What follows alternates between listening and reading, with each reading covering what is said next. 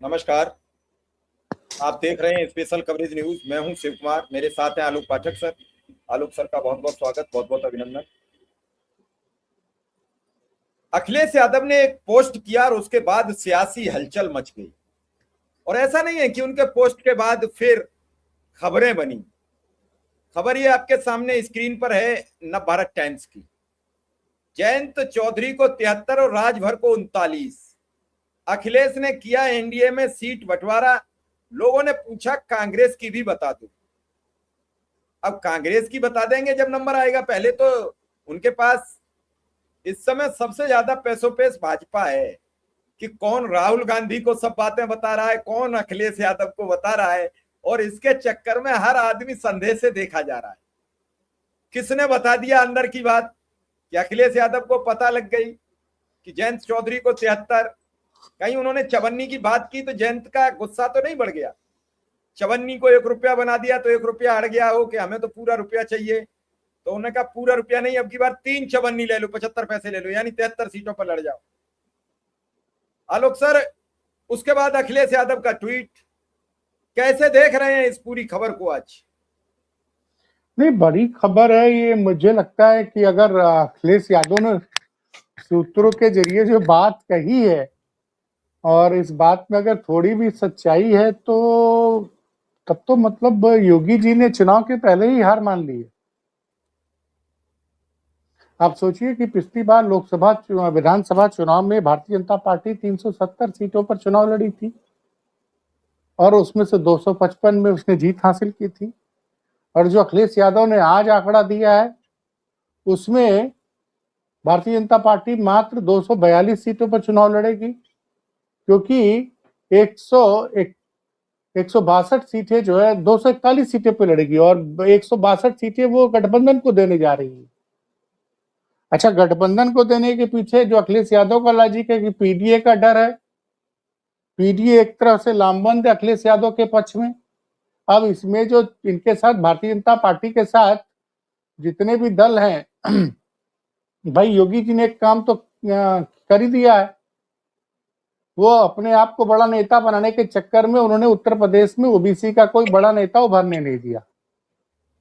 लोग तो कहते हैं इसके लिए उनके एक प्री रिटायर्ड अधिकारी ने केशव मौर्य की को हरवाने के लिए समाजवादी पार्टी से हाथ भी मिला लिया था, ऐसा भी लोगों का कहना है। तो अब ओबीसी का कोई बड़ा नेता पार्टी में है नहीं। अब भारतीय जनता पार्टी के पास क्या है, जाट बिरादरी के लिए भाजपा का अपना कोई नेता है नहीं। एक आदमी को प्रदेश अध्यक्ष बनाए थे, उसने ऐसा काम किया कि जाट बेल्ट में भाजपा की न सिर्फ जाट बेल्ट में हार हुई बल्कि लोकसभा चुनाव में पार्टी जो है 64 से घटकर 33 पर आ गई। अच्छा, राजभर बिरादरी का भी कोई बड़ा नेता भाजपा के पास है नहीं। ओम प्रकाश राजभर को लेके आए थे। पटेल बिरादरी का भाजपा में कोई बड़ा नेता है नहीं, तो अनुप्रिया पटेल की जरूरत पड़ती है। और निषाद बिरादरी का कोई बड़ा नेता नहीं है, तो संजय निषाद की जरूरत पड़ती है। अब संजय निषाद तो खुलेआम बोल चुके हैं कि जहां हमको जहाँ इज्जत मिलेगी वहां हम चले जाएंगे। अभी उन्होंने धमकी भी दी है। 16 अगस्त को उनका एक कार्यक्रम था, उसमें कहा था कि अगर निषाद समाज को SC ST में नहीं शामिल किया गया तो वो कोई भी फैसला ले सकते हैं। और राजभर जी तो खुलकर अखिलेश यादव पे आक्रमण इसीलिए वजह से बोल रहे हैं कि 39 सीटों का उनको ऑफर दिया गया है। तो मजबूरी है साहब, मजबूरी है। जो अखिलेश कह रहे हैं उनकी बातों में मैं ये नहीं कह सकता कि पूरी तरह से सच है, लेकिन अखिलेश यादव काफी हद तक हकीकत के नजदीक है। तो अब भाजपा करे तो क्या करे? अच्छा, इसमें किसी एक को भी नाखुश करेंगे, तुरंत छोड़ के वो अखिलेश यादव के पास चला जाएगा। देखिए, चारों 5 दल ऐसे हैं। जाट बिरादरी का पश्चिम उत्तर प्रदेश में 30-40 सीटों पे अच्छा खासा प्रभाव है? और कुर्मी बिरादरी वो है जो सबसे ज्यादा नाराज थी भाजपा के साथ। लोग कहते हैं 6 से 7% वोट शेयर है। तो अनुप्रिया पटेल अगर चली गई भाजपा के साथ तो भाजपा का सफाया ही हो जाएगा। राजभर भी है तो कोई बहुत ज्यादा नहीं, लेकिन फिर भी 15-20 सीटों पर उनका वजन है। तो 15-20 सीटें राजभर की वजह से नुकसान पहुंच सकते हैं। निषाद समाज का भी ठीक ठाक वजन है। लेकिन अगर आप 240 सीटों पर चुनाव लड़ेंगे और 163 सीटें अगर विपक्ष को अपने सहयोगियों को दे देंगे, इसका मतलब योगी आदित्यनाथ ने चुनाव के पहले ही हार मान ली है। क्योंकि ऐसा थोड़ी होगा कि 241 सीटें लड़ेगी तो भारतीय जनता पार्टी उसमें 200 सीटें जीत जाएगी। जब पिछली बार 370 में 255 जीते थे, जबकि बहुत ज्यादा नाराजगी नहीं थी, तब आप 370 लड़े और 255 जीते, तो मोटा मोटा 60% से ज्यादा सीटें आप, 60 नहीं बहुत ज्यादा जीत गए। करीबन आपने 70% सीटें आपका स्ट्राइक रेट था, बल्कि 66% स्ट्राइक रेट था जी। बल्कि 60% के करीब स्ट्राइक रेट था बीजेपी का। 370 में 255 सीटें भाजपा ने जीती थी। जी। अब 240 लड़ेंगे, 60% स्ट्राइक रेट रहेगा, तो कहां जाएगा आंकड़ा? फिर तो ये 130 140 के आसपास, 120 122 के पास आ पाएंगे। ऐसा तो नहीं होगा सर 300 से कम पे लड़े। नहीं, 300 पे भी लड़ेंगे तो भी 200 सीटें जीतना मुश्किल है। 300 पे लड़ेंगे, 200 जीतने का मतलब है कि 67% विनिंग स्ट्राइक रेट हो। अभी तो सर उनका 80% 90% चल रहा है, महाराष्ट्र में भी, बिहार में भी, बंगाल में भी। देखिए वहां पे पोजीशन क्लियर थी। महाराष्ट्र में जो चुनाव लड़ा, जब चुनाव लड़ा तो मुख्यमंत्री के चेहरे एकनाथ शिंदे थे। एकनाथ शिंदे ओबीसी समाज के थे। आप समझिए अशोक कुमार जी, एकनाथ शिंदे ओबीसी समाज के थे और वो मुख्यमंत्री का चेहरा थे। बिहार में 80-90% स्ट्राइक रेट थे। वहां मुख्यमंत्री का चेहरा कौन थे उस वक्त? नीतीश कुमार थे। हरियाणा में इन्होंने 60% से ज्यादा सीटें जीती। मुख्यमंत्री का चेहरा कौन थे? नायाब सिंह सैनी, जो ओबीसी समाज थे। यहाँ योगी आदित्यनाथ के ऊपर खुलकर जातिवाद का आरोप लग रहा है। ओबीसी चेहरा कहां है इनके पास? क्योंकि अब उत्तर भारत में आप बिना आपका चेहरा, अगर आप भारतीय जनता पार्टी का चेहरा क्लियर नहीं था झारखंड में, पिछली बार उन्होंने गैर आदिवासी को मुख्यमंत्री बना दिया था, रघुवर दास को। उसके बाद वो चुनाव हार गए। झारखंड में पहली बार ऐसा हुआ है कि एक सरकार रिपीट हुई। वो रिपीट इसलिए हुए कि हेमंत सोरेन साहब मुख्यमंत्री, तो उनको गिरफ्तार कर लिया गया था, तो उनकी पत्नी ने जबरदस्त प्रचार किया, लोकल वर्सेस बाहरी का मुद्दा बना दिया, और वो आदिवासी समाज खुलकर खड़ा हो गया और हार गई भाजपा। उत्तर प्रदेश में एक तो दलित ओबीसी बहुत नाराज है, ऊपर से ब्राह्मणों की नाराजगी खबरें आ रही हैं। ताजा उदाहरण तो आ गया अंबेडकर नगर में, जहां पे प्रमोटी आईपीएस आशुतोष मिश्रा की माताजी की संदिग्ध परिस्थितियों में जान चली जाती है। उसको लेकर एसपी साहब का बयान कुछ और, उनका बयान कुछ और। उनका मानना है कि उनकी माताजी की जान ली है अपराधियों ने, जबकि अंबेडकर नगर की पुलिस कप्तान का और वहां की मीडिया का मानना कुछ और है। तो आप जमीनी हकीकत समझिए साहब कि योगी के चेहरे पर भारतीय जनता पार्टी को 2027 का चुनाव जीतना मुश्किल लग रहा है।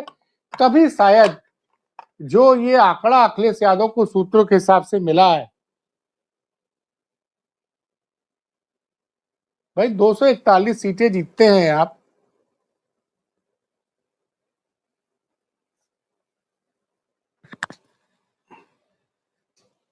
पिछली बार लगभग भाजपा ने 63% सीटें जीती थी। मैं आपको एग्जैक्ट बता दे रहा हूं कितने परसेंट जीती थी। और अभी जो लोकसभा चुनाव हुए थे जिसमें भाजपा को करारी हार मिली थी, उसमें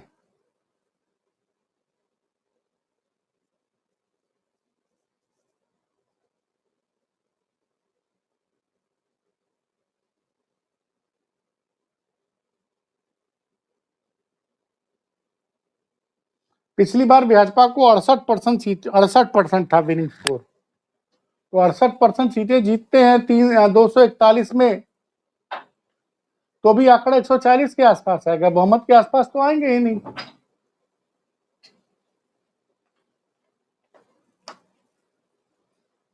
तो आप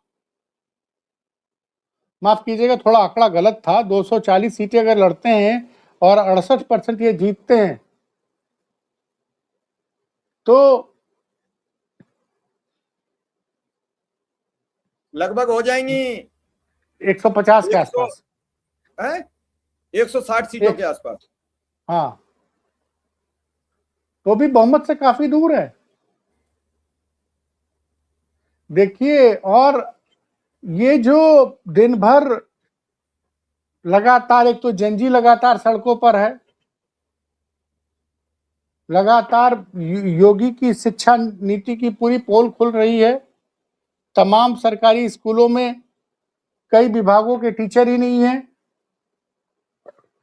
और अखिलेश यादव लगातार आरोप लगा रहे हैं कि एक तो सरकारी नौकरियां के पेपर लीक हो रहे हैं। उनका कहना पेपर लीक इसलिए कराए जा रहे हैं ताकि सरकार नौकरी नहीं देना चाहती है, नौकरी देंगे तो 50% रिजर्वेशन देना पड़ेगा, 10% ईडब्ल्यूएस को देना पड़ेगा।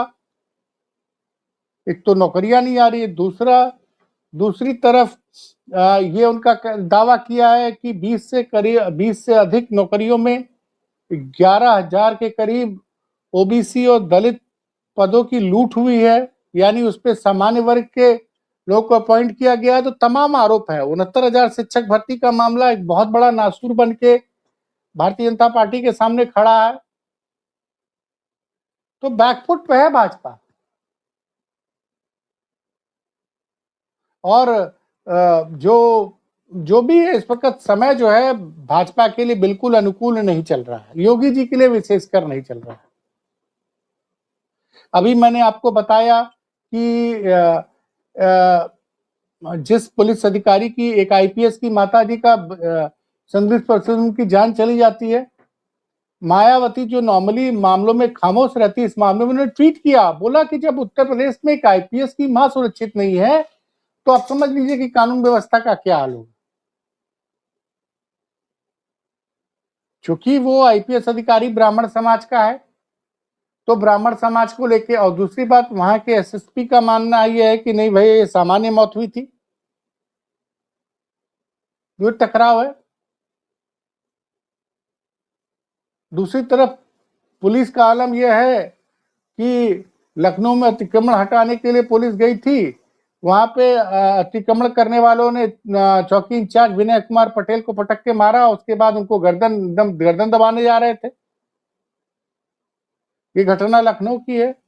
एक घटना और सामने आई है, अयोध्या में साइबर सेल के इंस्पेक्टर साहब और 3 सिपाही लोग एक आदमी का एक जांच में से नाम हटाने के लिए उससे 2,80,000 रुपये मांगे, और उस 2,80,000 रुपये की वसूली करने के लोग राजस्थान पहुंच गए। वो आदमी ज्यादा होशियार निकला, उसने राजस्थान पुलिस को इन्फॉर्म कर दिया। ये लोग नगद पैसा लेते हुए रंगे हाथ गिरफ्तार हो गए। आप सोचिए मामला कहाँ का है शिव कुमार जी, अयोध्या का। जिसी अयोध्या में राम मंदिर में चंदा चोरी होती रही, और सबसे बड़ी बात है कि उस ट्रस्ट में योगी के अयोध्या के पुलिस अधीक्षक भी उस ट्रस्ट के एक मेंबर थे, हैं अभी भी हैं। उनके प्रमुख सचिव गृह भी मेंबर हैं, केंद्र सरकार का ज्वाइंट सेक्रेटरी भी है, और किसी को पता ही नहीं चला।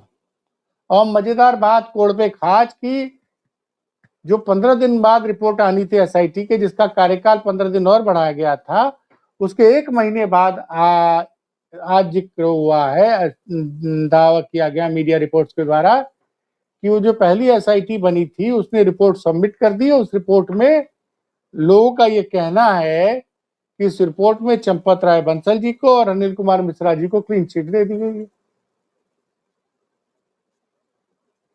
यानी ट्रस्ट का कोई रोल ही नहीं था। आप जनता को बेवकूफ मत समझिए। अभी तक छात्र देखिए हर मुद्दे को लेकर सड़क पे आ रहे हैं। लखनऊ में कल बताया मैंने आपको, बताया था अपने वीडियोस पे कि सर्वोदय विद्यालय की छात्राएं सड़क पर आई, धरना दिया, सड़क जाम किया, दौड़ के जा रही थी डीएम से मिलने के लिए, और उनसे बात की गई तो पता चला वो इसलिए नाराज है कि उनके यहाँ फिजिक्स केमिस्ट्री बायोलॉजी का टीचर नहीं है।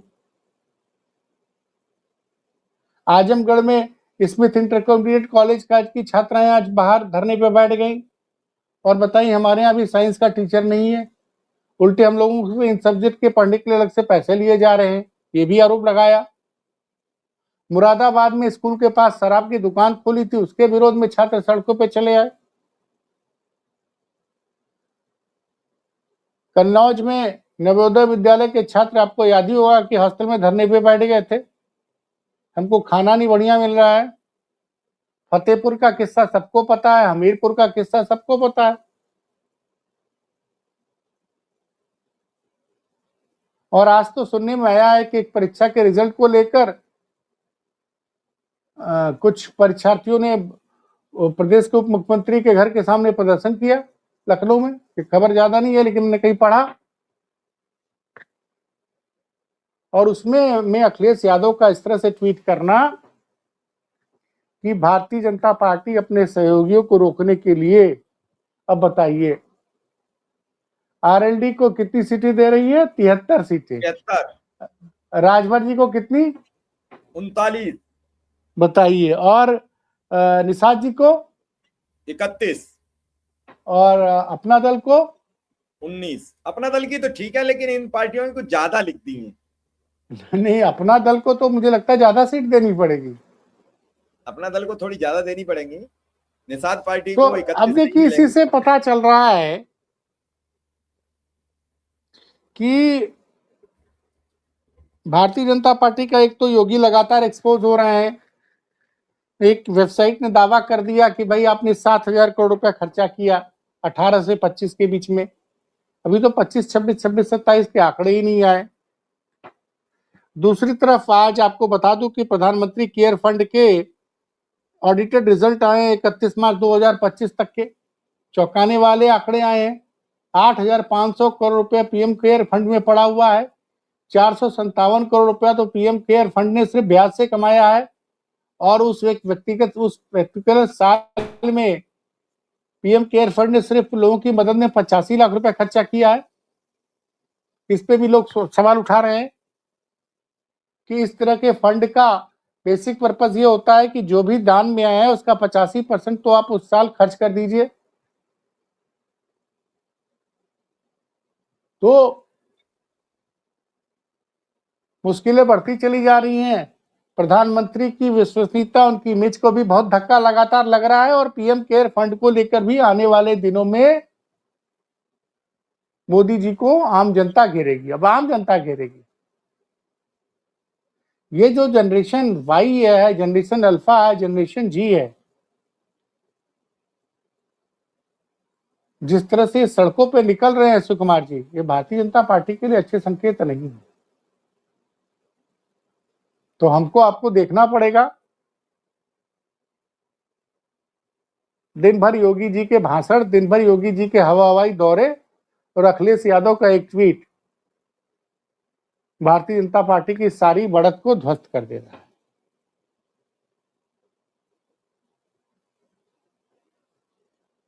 सर क्या फिर इसी हिसाब से सीटों का बंटवारा हुआ? बस अंतिम सवाल आपसे पूछूंगा, तो फिर क्या बीजेपी का तिलिस्म नहीं टूट जाएगा? अरे अगर इस हिसाब से टिकट, मैं तो बार बार आपको पहली बार से कह रहा हूं कि 240 सीटों पे भाजपा लड़ती उत्तर प्रदेश में, यानी उसने ये मान लिया कि Yogi has failed as a chief minister of Uttar Pradesh between 2022 and 2027। That is why Yogi एक मुख्यमंत्री के रूप में भाजपा ने मान लिया है कि योगी मुख्यमंत्री के रूप में फेल हो चुके हैं। तभी भाजपा 240 सीटों पे लड़ने की बात कर, अगर ये अखिलेश यादव का आरोप सही है तो, ये जो उन्होंने ब्रेकिंग न्यूज सूत्रों के जरिए कही, अगर ये खबर सही निकलती है, इसका मतलब भारतीय जनता पार्टी ने नैतिक हार स्वीकार कर ली है। और फिर मुझे लगता है कि भारतीय जनता पार्टी 2027 का चुनाव जीतने के लिए नहीं, हारने के लिए लड़ेगी। चुनाव में अपना नुकसान कम से कम हो सके इसके लिए चुनाव लड़ रही है। चलिए सर, आपने समय दिया इसके लिए आपका बहुत बहुत आभार, बहुत बहुत धन्यवाद।